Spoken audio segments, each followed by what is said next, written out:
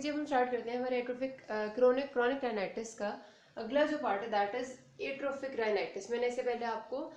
Videos में अलग अलग बता दिए, एक में मैंने क्रॉनिक सिंपल राइनाइटिस और एक में hypertrophic rhinitis, and now we are talking about atrophic rhinitis. ठीक है, अच्छा एट्रोफिक राइनाइटिस बहुत ज़्यादा इंपॉर्टेंट इस वजह से बिकॉज ये एक तो इंपॉर्टेंट कंडीशन है और दूसरा इसका एससीक्यू भी पूरा का पूरा आया करता है। ठीक है, एट्रोफिक राइनाइटिस का एससीक्यू बहुत दफ़ा रिपीट हुआ है और उसमें जब वो सिनेरियो देते हैं तो वो आपको मैं भी क्लिनिकल फीचर्स बताऊंगी तो उसमें भी बात कवर हो जाएगी कि वो उसमें बताते हैं कि आपके पेशेंट की नोज से फाउल स्मेलिंग मतलब डिस्चार्ज नहीं था, उससे पेशेंट से एक्चुअली बहुत बुरी सी स्मेल आने लग जाती है उसके इर्द गिर्द बिकॉज ऑफ द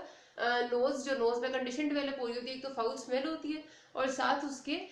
ग्रेश या तो ब्लैक कलर का या फिर ग्रीन कलर के क्रस्ट्स बने हुए होते हैं उसकी नोज में। तो आपके पास दो तरह से सिनेरियो आता है, दोनों में वो ये बताएंगे कि हिस्ट्री में कोई ऐसी खास बात नहीं थी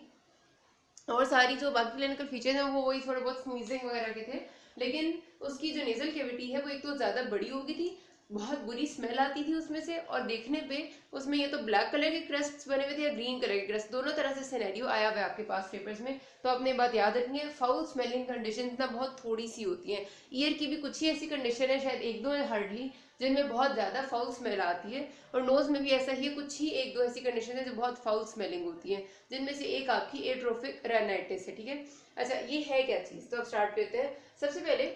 डेफिनेशन में ये एक्चुअली आपका है इन्फ्लेमेशन है, अगर क्रॉनिक राइनाइटिस का पार्ट है तो मतलब ये क्रॉनिक इन्फ्लेमेशन ही है, लेकिन ये इस टाइप की क्रॉनिक इन्फ्लेमेशन है जिसमें इन्फ्लेमेशन के रिजल्ट में चीज़ें खुद को अडाप्ट करते हुए हाइपरट्रोफी नहीं करी बल्कि चीज़ें खत्म होने लगी हैं, एट्रोफी करने लगी है। ठीक है जी, उनकी एट्रोफी यानी वो बिल्कुल एब्सेंट होने लगी है, वो टूट फूट के खत्म हो रही है। ठीक है, अब ऐसा क्यों होता है ये आपकी कंडीशन पे डिपेंड करता है। वो पता है कि मैंने कहा इन्फ्लेमेटरी रिएक्शन है ना, उसमें बहुत सारे आपके सेल्स आए हुए होते हैं, बहुत इन्फ्लेमेटरी मीडिएटर्स होते हैं जो आपके नोज पे प्रेशर डाल रहे हैं। ठीक है, अब ये जो नेजल कैविटी पे क्रॉनिकली अगर ऐसा होता है, बहुत अरसे से यही सिलसिला चलता जा रहा है, तो आपकी जो ट्रेबिनेट बोन्स है आहिस्ता आहिस्ता वो इस सारे इन्फ्लेमेशन के रिजल्ट में आहिस्ता आहिस्ता उनकी एट्रोफी होने लग जाती है, और वो बिल्कुल उनका एट्रोफी का मतलब है ना कि वो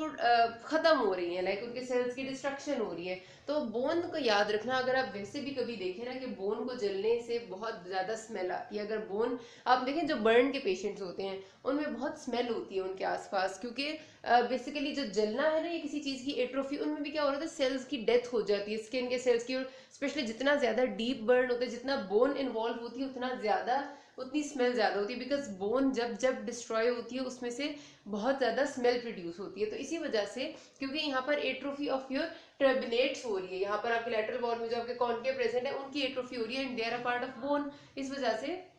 बहुत ज्यादा स्मेल होती है। ठीक है, तो ये आपकी कंडीशन है क्रॉनिक इन्फ्लेमेशन जिसमें एट्रोफी स्टार्ट हो जाती है आपके इस एरिया की, and it is characterised by, जाहिर अगर एट्रोफी हो जाएगी, ये खत्म हो जाएंगे तो हमारे पास बहुत ज्यादा कैविटी बड़ी हो जाएगी, नेजल कैविटी जब बड़ी होगी तो एयर ज्यादा आएगी तो सारी ड्राई होती है और क्रस्ट्स बनते हैं। ठीक है, तो ये हमारे पास वजह होती है कि क्रस्टिंग की होती है, क्रस्ट को जब जब हम रिमूव करने की कोशिश करते हैं बहुत ज्यादा ब्लीडिंग भी होती है। तो बहरहाल this is the main theme of all this. अब देखते हैं हमारे पास जो इसमें दो टाइप्स आती हैं, एक होता है प्राइमरी एट्रोफिक राइनाइटिस और एक सेकेंडरी। पहले हम करेंगे प्राइमरी एट्रोफिक राइनाइटिस। ठीक है जी, अच्छा प्राइमरी एट्रोफिक राइनाइटिस में कॉज क्या क्या हो सकते हैं, उसके लिए आपने एक निमोनिक याद रखना है, हर्निया का। ठीक है, हर्निया आपने पढ़ी हुई है ना सर्जरी में, ठीक है, उसको आप ऐसे करके याद रखेंगे तो आपको बहुत अच्छे से याद आएगा। सबसे पहले हेरिडिटरी फैक्टर्स देखा गया है कि कुछ लोगों में हेरिडिटरी प्रीडिस्पोजिशन होती है, फैमिलीज में रन करती है। फिर ई से एंडोक्राइनल डिस्टर्बेंसेस फीमेल्स में ये ज्यादा देखी गई है, स्पेशली उनमें जो कि आपकी प्यूबर्टी के शुरू के जो टाइम होता है ना, जब आपके एकदम से स्पर्ट हो रहा होता है सारे हार्मोन्स का, हार्मोनल चेंजेस का, उस टाइम ये कंडीशन भी डेवलप होने के चांसेस ज्यादा होते हैं। ठीक है, तो आपके पास ये एंडोक्राइन से रिलेटेड भी है किसी हद तक। फिर R stands for racial factor, देखा गया है कि हमारे पास जो वाइट्स हैं वो ज्यादा इफेक्टेड है इससे। N stands for nutritional deficiency, कुछ खास लाइक आपके पास जैसे वाइटामिन है ना, वाइटामिन ए डी हो गया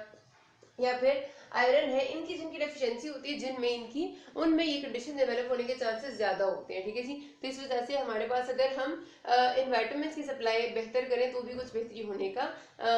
चांस होता है। फिर हमारे पास आई से स्टार्ट होता है इन्फेक्टिव, हमारे पास बहुत सारे ऐसे ऑर्गेनिजम्स हैं जो आपको क्रॉनिक इन्फ्लेमेशन कॉज कर सकते हैं, जिसके रिजल्ट में एट्रोफिक राइनाइटिस हो सकते हैं, जिसमें आपके वही न्यूमोकोकस, स्ट्रेप्टोकोकस, स्टेफिलोकोकस बहुत कॉमन है, फिर क्लेब्सिएला भी आ जाता है, डिप्थेरॉइड्स एंड प्रोटीएस वगैरह भी आ जाते हैं। लेकिन इन्फेक्शन जब भी होगा, इन्फेक्शन के रिजल्ट में बॉडी का रिस्पॉन्स इन्फ्लेमेशन, और इन्फ्लेमेशन के बाद हमारे पास एक कंडीशन डेवलप हो सकती है।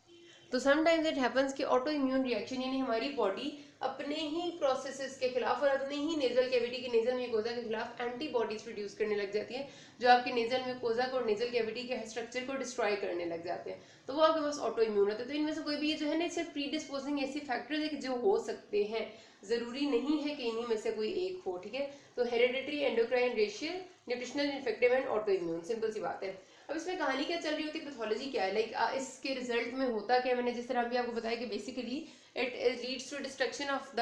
आपके जो सारा का सारा टर्मिनेट्स और अंदर सारा स्ट्रक्चर है। तो क्या है, सबसे पहले आपको पता है कि जब हमारे पास ये नेजल कैविटी आ गए तो इसमें सबसे पहली जो चीज आती है वो आपका म्यूकोजा आता है। सबसे बाहर म्यूकोजा ही है ना, जिसने सब चीजों को कवर किया हुआ है। म्यूकोजा जो इसमें है, मैंने आपको बताया था कि मैक्सिमम एरिया में आपका सबसे आगे तो आपका आपको पता है स्किन है, और स्किन में तो आपको स्ट्रेटिफाइड स्क्विमस एपिथेलियम मिलता है जो आपका वेस्टिब्यूल का एरिया है। पीछे जो आपका नेजल कैविटी प्रॉपर है उसमें आपका म्यूकोजा लाइन हुआ है सिलिएटेड कलमनर एपिथेलियम से, ठीक है, और फैक्ट्री रीजन के अलावा। अब आपका जो सिलिएटेड कलमनर एपिथेलियम है ना, जब एट्रोफिक राइनाइटिस स्टार्ट होता है ना, because of the chronic inflammation, क्योंकि इन्फ्लेमेशन बहुत ज्यादा हो रही है, उसके रिजल्ट में आपका सिलिएटेड कलमनर एपिथेलियम डिस्ट्रॉय हो जाता है, और बार बार आने वाली इन्फ्लेमेशन से एडेप्टेशन के रिजल्ट में ये सारा का सारा एपिथेलियम बन जाता है स्ट्रेटिफाइड स्क्वेमस, ठीक है। तो पहला काम तो ये कि आपका म्यूकोजा खत्म हुआ, और म्यूकोजा का जो जाहिर सिलिएटेड कलमनर एपिथेलियम अगर यहाँ पर प्रेजेंट था तो उसका स्पेसिफिक फंक्शन था, सिलिया ने बीट करना था, तो उसने सारे के सारी जो सिक्रीशंस है उनको भी आगे पीछे रिमूव करना था, उसने जो फॉरेन पार्टिकल्स है उनको भी ट्रैप करना था। अब जब सिलिया ही नहीं रहे तो सारे फंक्शंस लॉस हो गए, तो हमारे पास स्ट्रेटिफाइड स्क्वेमस एपिथेलियम यहाँ पर आ जाते हैं, ठीक है। उसके बाद हमारे पास आपको पता है कि म्यूकस मेम्ब्रेन जो है उसके अंदर है ग्लैंड्स। ग्लैंड्स में ओके जी, तो मैं आपको ये थी कि हमारे पास म्यूकस मेम्ब्रेन के नीचे वी हैव द ग्लैंड्स, जो ग्लैंड्स आपकी सिक्रीशन सिक्रीट करते हैं, जो हमारे पास यहाँ पर प्रेजेंट होती है नेजल कैविटी में। अब जाहिर है आपकी म्यूकस मेम्ब्रेन जब डैमेज हो रही है तो आपके सारे नीचे से जो ग्लैंड्स हैं जो यहाँ प्रेजेंट है उन सब की भी एट्रोफी स्टार्ट हो जाती है, ठीक है। अच्छा, उसके बाद हमारे पास आपको पता है कि इस सारे चीज़ों को सप्लाई करने के लिए ब्लड वेसल्स तो हमेशा मौजूद होती हैं, तो साथ ही साथ क्योंकि जब बाकी सारी चीज़ें एट्रोफी हो रही है तो ब्लड वेसल्स जो है उनकी भी एंड आर्टेराइटिस स्टार्ट हो जाता है। मतलब ये कि आपकी जो आर्टरीज हैं वो एंड से आपकी सारी की सारी उनमें इन्फ्लेमेशन के रिजल्ट में खत्म होने लग जाती है, और उनके आप इसके एनास्टोमोसिस भी टूट जाते हैं। लाइक आपका यहाँ पर मतलब आप समझ रहे हैं कि कंप्लीट डिस्ट्रक्शन की पिक्चर बन जाती है, ठीक है। और फिर जब ये सारी की सारी कहानी बहुत नीचे तक पहुंच जाती है तो फिर आपकी या तो यहाँ पर कार्टिलेज होगा तो पेरिकॉन्ड्रियम आ जाएगी, या फिर इधर होगा बोन तो पेरिओस्टियम आ जाएगी। तो फिर उनकी जब डिस्ट्रक्शन होगी तो उसके नीचे कार्टिलेज और बोन आ जाएंगे, और कार्टिलेज और बोन तक बात पहुंच गई देन फिर क्या प्रॉब्लम हो सकती है, जाहिर सी बात है कि मैंने आपको बताया क्योंकि एट्रोफी होगी तो शदीद स्मेल प्रोड्यूस होती है। तो ये आपका सारा का सारा चक्कर है जो यहाँ पर हो रहा होता है। और इसके रिजल्ट में जब आप खुद सोचो कि सारी म्यूकस मेम्ब्रेन अंदर की सारी चीजें ग्लैंड्स टर्बिनेट सब ऐसे एट्रोफी कर जाएंगे तो पीछे क्या बचेगा, इतनी बड़ी nasal cavity which is so much Rumi, which is so much which is having so much space. तो इसमें जब एयर बहुत ज्यादा एंटर होने लग जाएगी तो इसकी ड्राइनेस हो शुरू हो जाएगी। साथ साथ हमारे ग्लैंड्स भी नहीं है जो एयर को आने से या फिर उसको प्रिवेंट करें, या फिर उनमें से सिक्रीशन जो है वो ड्राइनेस ना होने दें। तो शदीद ड्राइनेस की वजह से क्रस्टिंग हो जाती है। क्रस्टिंग क्या करती है, फिर जब हम क्रस्ट उखाड़ते हैं it leads to bleeding.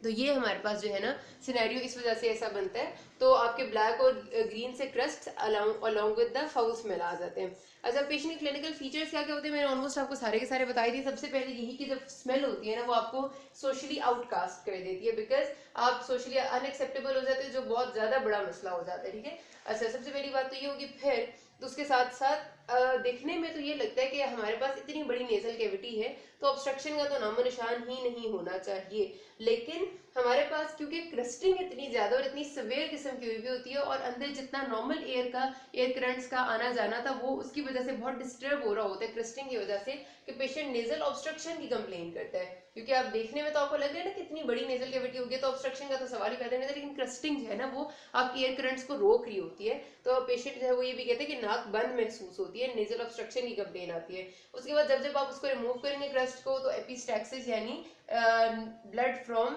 Nasal cavity आना शुरू हो जाएगा। अच्छा, एग्जामिनेशन करते हैं तो मैंने आपको बता दिया कि हमें पास क्रस्ट्स मिलते हैं ब्लैक और ड्राई कलर के, एट्रोफी टर्बिनेट्स है, रूमी आपकी पूरी की पूरी हुई है, सेप्टम भी परफोरेट हुआ हो सकता है,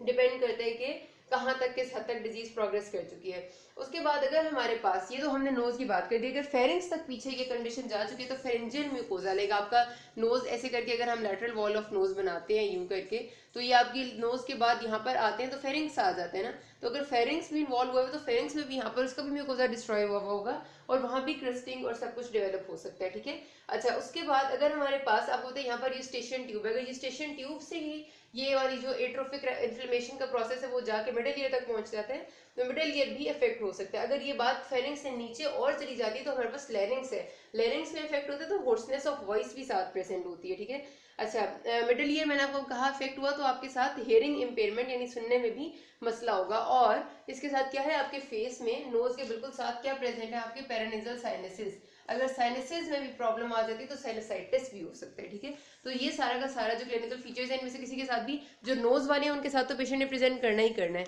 उनमें से कोई, और बाकी जो मैंने आपको बताया कि फेरिंग्स तक हो सकता है, लैरिंग्स तक हो सकता है, कान की तरफ जा सकता है, साइनसेस की तरफ जा सकता है, ये डिपेंड करता है कि क्या और सीक्वेले चल रहा है, उसके हिसाब से वो फिर आपका जो पेशेंट प्रेजेंट कर सकते हैं, ठीक है। अच्छा, उसके बाद इसकी ट्रीटमेंट मैं आपको नेक्स्ट पार्ट में बताती हूँ, अभी तक कोई भी मसला हो you can ask me. Thank you.